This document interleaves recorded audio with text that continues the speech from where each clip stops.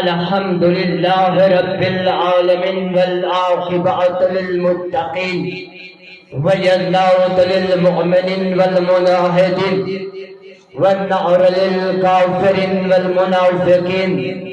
الصلاة والسلام على أشرف الأنبياء والمرسلين.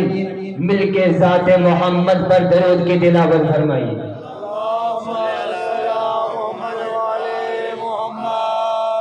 والصلاة والسلام على أهل بيته الطاهرين المعصومين المنتجبين المظلومين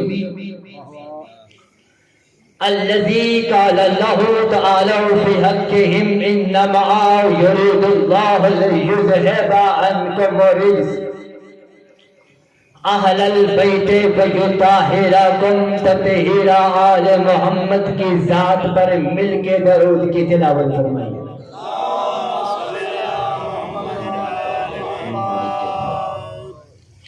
ورحمت اللہ احبابہم واصحابہم وشیعتہم وعلیہم ولعنت الدعائمۃ علی اعدائہم اجمعین.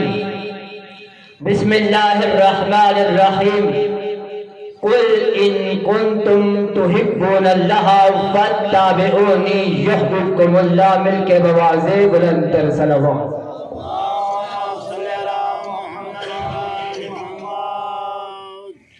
دعا ہے کہ خالق کریم وہ وحدہ لا شریک ذات میرے عزیزوں کی اس کاوش کو اپنی بارگاہ میں قبول فرمائے،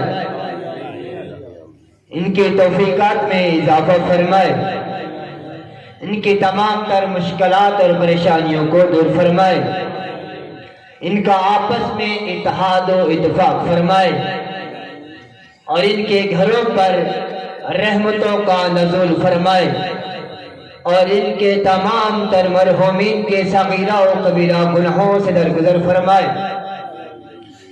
آپ کے تمام تر جو عزیز بیمار ہیں انہیں شفائے کل وجلہ عطا فرمائے.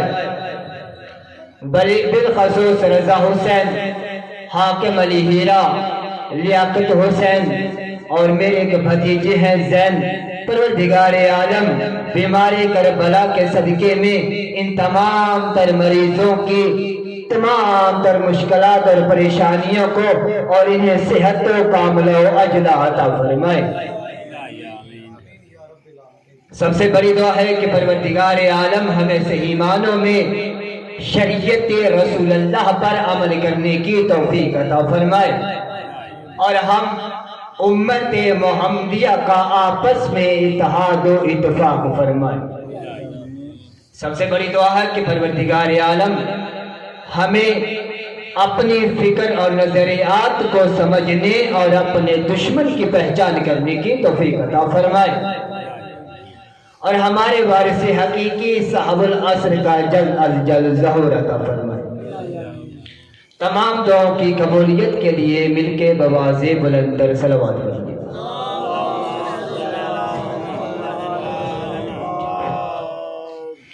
چند منٹ کی گفتگو ہے، صحت آپ کے سامنے. جہاں تک طبیعت نے ساتھ دیا انشاءاللہ آپ کی جھولیوں تک کچھ نہ کچھ پیغام پہنچا کر جاؤں گا. میں نے آپ کے سامنے قرآن کی ایک آیت کی تلاوت کی ہے کہ جس کے اندر وہ رب العزت اپنے حبیب سے یہ کہہ رہا ہے کہ کل میرے حبیب کہہ دیجئے ان کنتم اگر تم تحبون اللہ، اللہ سے محبت کرنا چاہتے ہیں، فاتبعونی بس میری اتباع کر لو، یحببکم اللہ پھر اللہ تم سے محبت کرے گا. یعنی وہ اللہ یہ کہہ رہا ہے کہ اے میرے محبوب، اے میرے کملی اڑنے والے، اے مدثر، اے طاہر، اے یاسین، میری اس مخلوق کو یہ سمجھا دے کہ اگر یہ میری مخلوق میں اللہ سے محبت کرنا چاہتی ہے تو فاتبعونی، اے محمد تیری اتباع کر لے. جب تیری اتباع کریں گے تو یحببکم اللہ، پھر میں اللہ سے محبت کروں گا.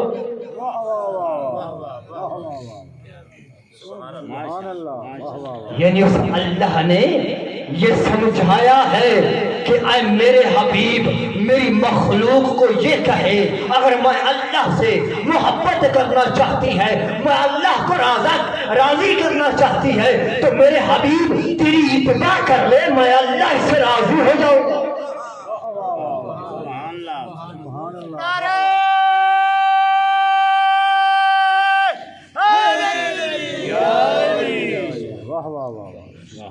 اب جملہ سنا ہے، یہ قرآن سنا رہا ہوں کہ جس پر کوئی اعتراض ہی نہیں کر سکتا، اگلا جملہ سنا ہے قرآن کا۔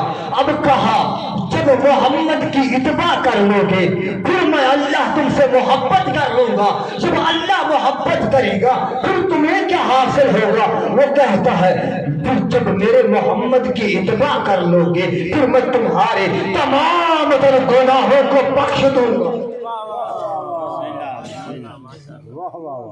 اللہ غفور الرحیم، میں اللہ تو غفور بھی ہوں، میں اللہ تو رحیم بھی ہوں، میں بخشنے والا بھی ہوں اور میں رحم کرنے والا ہوں، مگر شرط یہ ہے کہ میرے محبوب محمد مصطفیٰ کی اتباع کر۔ اللہ نے اپنی رضایت کے لیے محمد مصطفیٰ کی اتباع کو واجب اور لازم قرار دیا، اور یہی وجہ ہے کہ ہم شیعہ قوم نے بھی اپنے لیے کسی کو ماننے یا نہ ماننے کا معیار ذات محمد کو بنایا۔ اگر ہم کسی کو مانیں گے ذات محمد کی وجہ سے، کسی کو نہیں مانیں گے ذات محمد مصطفیٰ کی وجہ سے، کسی سے محبت کریں گے مصطفیٰ کی وجہ سے، کسی سے نفرت کریں گے ذات مصطفیٰ کی وجہ سے۔ نعرہ حیدری، ہم اپنی مرضی سے شیعہ قوم نہ کسی کو مانتے ہیں نہ کسی کو چھوڑتے ہیں۔ ہاں ہمارا معیار ہے، ہم اس معیار پر چلتے ہیں، ہم اصول پرست قوم ہے، ہم اصول پر چلتے ہیں۔ یہی وجہ ہے جس کو قرآن نے جو کہا اس کو وہ مانا، جس کو محمد نے جو کہا اس کو وہ مانا، جس کو قرآن نے کچھ نہ کہا ہم نے کچھ نہ مانا، جسے محمد نے کچھ نہ کہا ہم نے اسے کچھ بھی نہ مانا، جسے محمد نے کہا یہ امیر المومن ہے، یہ امام المتقی ہے، ہم نے اسے امام المتقی مانا۔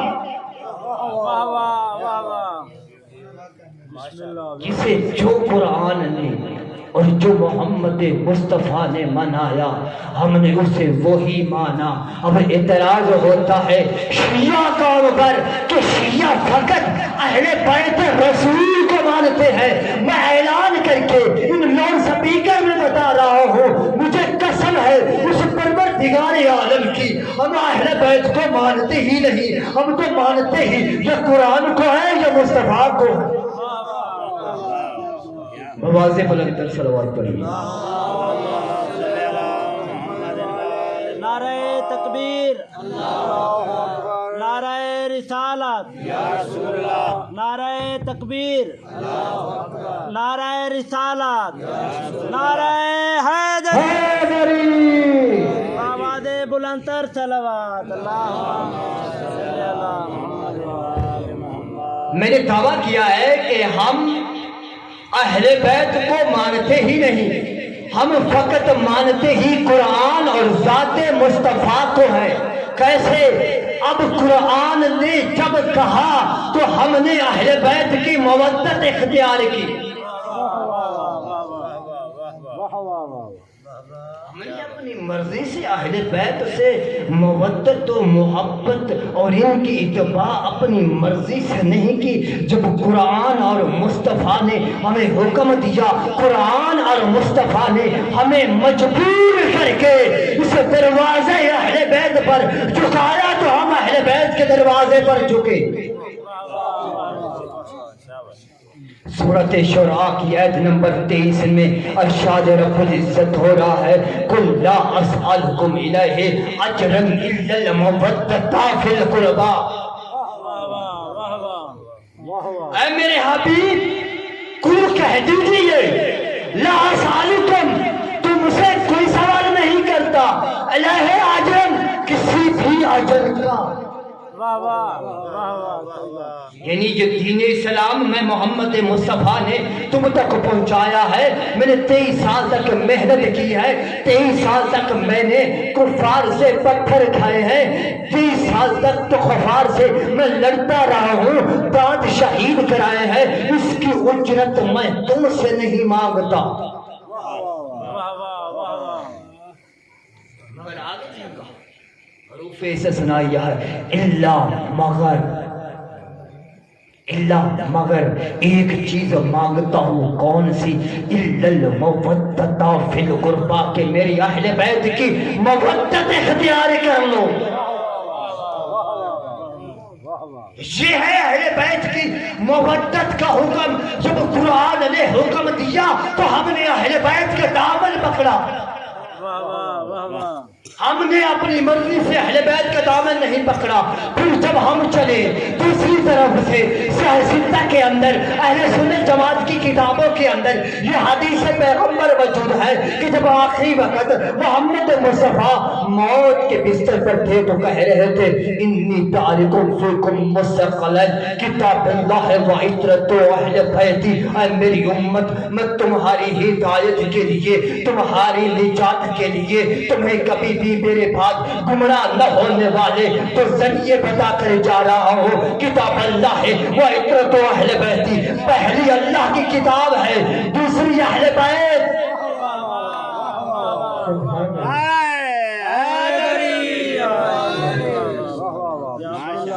اب فرمان مصطفیٰ اور حکم قرآن کی وجہ سے ہم آ کر تحدیث اہل بیت پر جھکے ہیں۔ ہم کوئی بے عقل قوم نہیں ہے، ہم جو بھی کام کرتے ہیں اس شعور سے لے کر کرتے ہیں۔ اب آگے چلے تھوڑا سا اور، پھر آتا ہوں قرآن کی طرف۔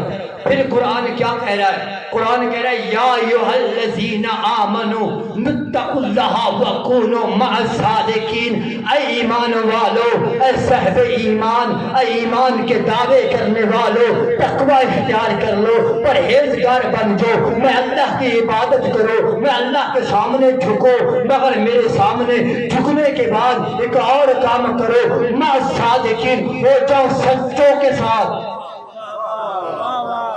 واہ واہ، کیا بات ہے، کیا بات، اگر پہنچ گئے ہوں، واہ واہ، اب جب قرآن نے کہا کہ صاحب ایمان ہو گئے ہو، ایمان لے آئے ہو، تقوی اختیار کر لیا ہے، یعنی نمازیں پڑھ رہے ہو، روزے رکھ رہے ہو، حجیں کر رہے ہو، زکاتیں دے رہے ہو، دہڑی رکھ لی ہے، قرآن پڑھ رہے ہو، قرآن حفظ کر رہے ہو، کعبہ کی طرف جا رہے ہو، مگر ابھی تک ایک اور کام کرو۔ کیا کام کرو؟ مع الصادقین، ہو جاؤ سچوں کے ساتھ۔ اب کہا قرآن، جب تم نے کہا سچوں کے ساتھ ہو جاؤ، لیکن قرآن سے ہٹ کر جب ہم نے ادھر ادھر سے ڈھونڈنا شروع کیا، ہمیں کہیں ادھر سے ملتا تھا سچا، کوئی ادھر سے ملتا تھا سچا، کوئی ادھر سے ملتا تھا سچا، جب اس کی طرف چلتے تھے، تھوڑا چلتے تھے، آگے جا کر وہ خود کہتا تھا جب دیکھنا میں اس مسند رسالت پر، جب اس مسند رسالت پر بیٹھ کر بھٹکنے لگوں، گمراہ ہونے لگوں، تو مجھے ہدایت کی طرف پلٹا دینا۔ ہائے ہائے ہائے، نعرہ تکبیر، نعرہ رسالت، نعرہ حیدری۔ کیا کرنا؟ مجھے رستہ صراط مستقیم کی طرف، رستہ صراط مستقیم کی طرف پلٹا دینا۔ ہم نے کہا یہ سچا ہو ہی نہیں سکتا۔ پھر ہم نے پوچھا قرآن، ہمیں سچا مل نہیں رہا، ہم بڑے پریشان ہیں، قرآن تو بتا سچا کون ہے؟ قرآن نے کہا آ جاؤ میری آیت مباہلہ پڑھو تمہیں سچے مل جائیں گے۔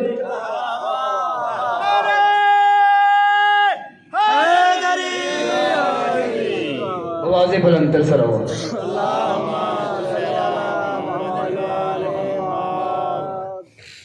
ابنانا و ابناکم و نسانا و نساکم و انفسنا و انفسکم. جب مقابلہ ہو گیا جھوٹوں سے، کس کا؟ محمد مصطفیٰ کا. عیسیٰ ہی کہنے لگے عیسیٰ اللہ کا بیٹا ہے. محمد کہتا نہیں ہے، وہ کہتے بیٹا ہے، کہتے افضل ہے. محمد کہتا نہیں ہے. جب نہ مان رہے تھے، اب اللہ نے کہا محمد لے جا سچوں کو، کر ان سے مقابلہ.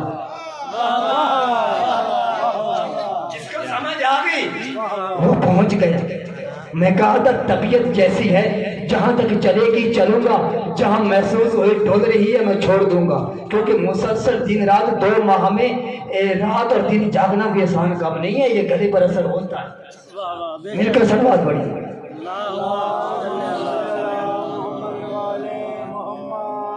اللہ نے کہا محمد لے جا سچوں کو، کر عیسائیوں سے مقابلہ. اب محمد نے ایک انگلی پکڑائی. اب سیاستہ کی حدیث ہے، ایک انگلی پکڑائی، حسن کو گود میں لیا، حسین کو، پیچھے تھی زہرا، اس کے پیچھے تھا علی. یہ چلے جیسے ہی چلے. اب کافر اس یہودی عیسائی دیکھ کر کہنے لگے ان کے ساتھ کبھی مباہلہ نہ کرنا، ان کے ساتھ کبھی مباہلہ نہ کرنا. یہ وہ ہستیاں ہیں، اتنے بڑے صادق ہیں، اتنے بڑے سچے ہیں، اگر پہاڑ کو حکم دیں پہاڑ اپنی جگہ بدل دیں. اب پھر چلے قرآن کی طرف. کہا قرآن ہمیں اور بتا. قرآن نے کہا سن انما یرید اللہ لیذھب عنکم الرجس اہل البیت ویطہرکم.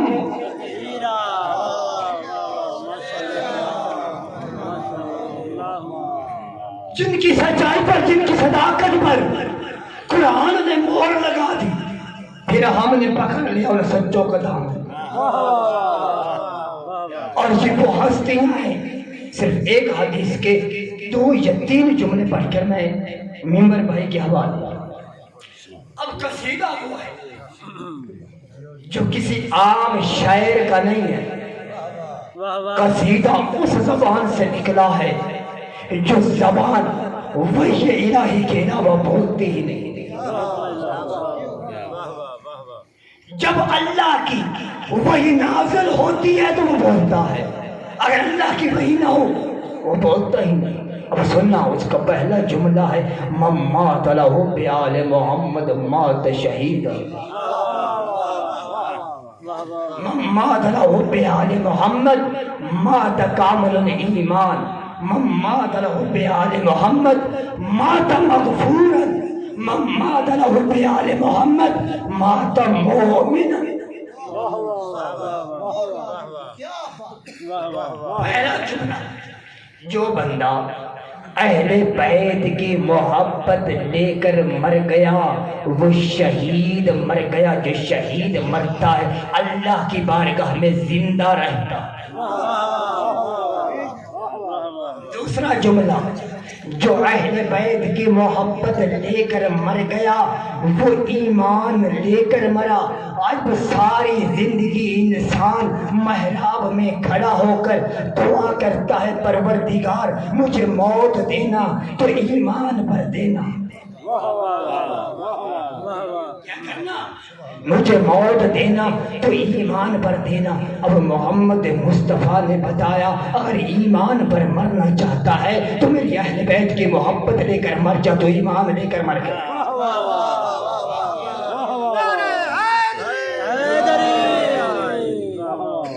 اگلا جملہ، ساری زندگی دعا کرتا ہے پروردگار مجھے مومن بنا دے، مجھے مومن مارنا، میرا مومن کی صورت میں حشر کرنا، مجھے اٹھانا تو میں کلمہ پڑھنے والوں میں ہوں. اب رسول نے بتایا اگر یہ سب کچھ چاہتا ہے تو اہل بیت کی محبت لے کر مر جا تو مومن مر گیا.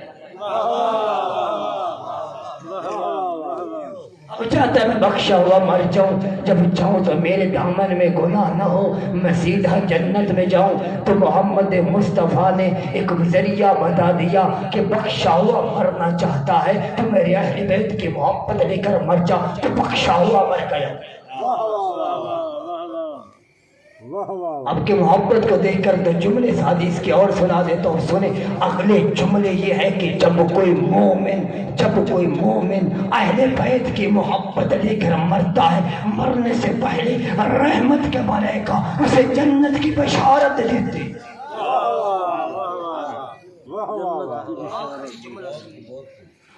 مات له بآل محمد یہ تھی محبت کی بات اب سنیں مات علی بغض آل محمد مات کافرا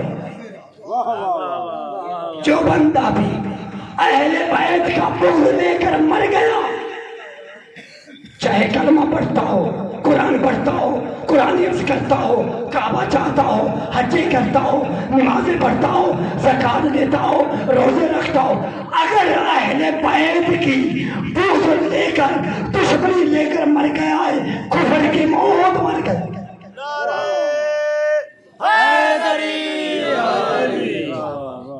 وما علينا إلا البلاغ المبين